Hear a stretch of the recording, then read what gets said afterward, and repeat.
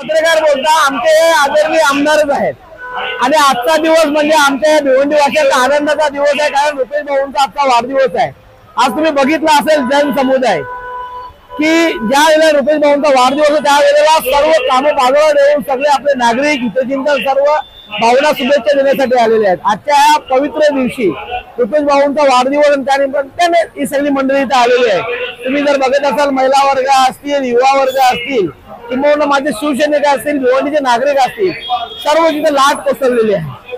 आणि त्याचं खास कारण म्हणजे असं आहे की रुपेश भाऊ ही अशी एक व्यक्ती आहे की आजपर्यंत प्रत्येकाच्या मनामध्ये आपला आमदार म्हणून रुपेश भाऊला गणला जातो आणि प्रत्येकाच्या हाकेला धावणारी ही व्यक्ती आहे। आणि यांच्या आज वाढदिवसानिमित्ताने हे जनसमुदाय जमलेला आहे। मी माझ्या वतीने, माझ्या परिवाराच्या वतीने, तमाम भिवंडीवासियांच्या वतीने रुपेशजी भाऊंना वाढदिवसाच्या खूप खूप मनापासून शुभेच्छा देतो।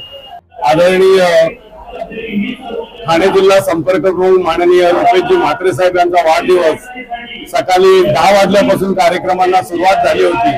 अनेक ठिकाणी त्यांच्या वाढदिवसानिमित्ताने विद्यार्थ्यांचा गुणगौरव समारंभ, विद्यार्थ्यांना शैक्षणिक साहित्याचं वाटप, त्याच पद्धतीने आदिवासी क्षेत्रातील माता भगिनींना साडी वाटप, इतर साहित्य, अशा पद्धतीने अनेक कार्यक्रम संपूर्ण लोकसभा क्षेत्रामध्ये होत आहेत। आज आपण पाहतो की दादा गेल्या 15 वर्षापूर्वी म्हणजे 15 वर्षापूर्वी आमदार झाले आणि मागच्या 5 वर्षामध्ये ते आमदार जरी नव्हते तरी कोणाच्याही शब्दामध्ये त्यांना माझे आमदार हा शब्द येत नव्हता, तर त्यांना कधीही लोक हाक मारताना आदरणीय आमदार साहेब म्हणूनच हाक मारली जाते।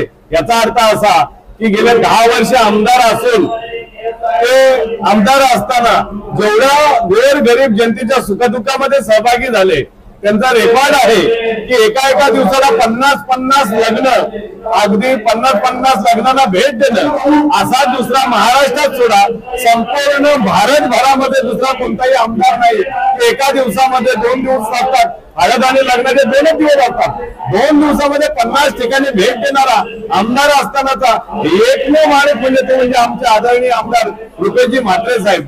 आणि आज आपण पाहतो भिवंडी तालुक्यामध्ये त्यांच्या मतदार क्षेत्रामध्ये फक्त 4च गाव येतात, 4 ते 5 गाव येतात।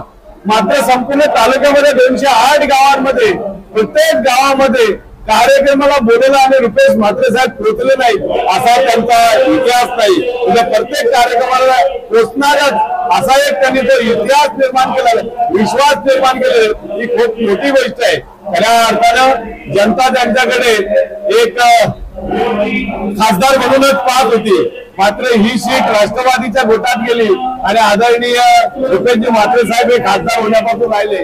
आदरणीय बालामामा खासदार झाले, त्याचा आनंद आम्हाला आहे, पण निश्चितच ही सीट जर शिवसेनेला भेटली असती तर रुपेश म्हात्रे साहेब देखील खासदार झाले असते। त्याच पद्धतीने येणाऱ्या विधानसभेमध्ये 1001% आमदार होतील याचा सर्व जनतेच्या मनामध्ये विश्वास आहे आणि म्हणून आदरणीय रुपेश म्हात्रे साहेबांना आजच्या दिवशी मी शुभेच्छा देतो। येत्या विधानसभा निवडणुकीमध्ये 1001% आमदार होतील अशा शुभेच्छा देतो। जय हिंद, जय महाराष्ट्र, जय श्रीराम। खरं तर आज जो अभिष्ट चिंतनाचा सोहळा माझ्या सर्व सहकाऱ्यांनी या ठिकाणी आयोजित केला, त्या सर्वांचं मी मनापासून या ठिकाणी अभिनंदन करेन, आभार मानणार नाही। कारण आभार मानून ऋणातून मुक्त होता येतं, परंतु मला ऋणातून मुक्त व्हायचं नाही। कारण वाढदिवस म्हटला की गेल्या 8 ते 10 दिवसापासून दरवर्षीच वाढदिवसाच्या 8 ते 10 दिवसापासून अनेक समाज उपयोगी कार्यक्रमाला त्या ठिकाणी सुरुवात होते। अनेक माझे जे सहकारी आहेत, अनेक पदाधिकारी आहेत, अनेक कार्यकर्ते जे आहेत ते आपापल्या परीने सामाजिक कार्यातून समाजाला उपयोगी पडतील अशा प्रकारचे कार्यक्रम त्या ठिकाणी आयोजित करत असतात। आणि 8 दिवसापासून एकंदरीत एक प्रकारचा उत्सव अगदी कार्यकर्त्यांच्या मनामध्ये असतो आणि तशा पद्धतीने सर्व ठिकाणी कटआउटच्या माध्यमातून फेसबुक, इंस्टाग्राम, व्हॉट्सअप, ट्विटर जे सोशल मीडियाचे माध्यम आहेत त्या सर्व माध्यमांच्या माध्यमातून अगदी सर्वच जण आपापल्या परीने शुभेच्छा देण्याचा प्रयत्न करतात. परंतु सर्वात आनंदाची गोष्ट ही आहे की मनोरंजनाचा कार्यक्रम न ठेवता अगदी समाजाला उपयोगात पडतील अशा प्रकारचे कार्यक्रम राबवून एक चांगल्या प्रकारचा आदर्श निर्माण करण्याचं काम आमचे सर्व पदाधिकारी करत असतात.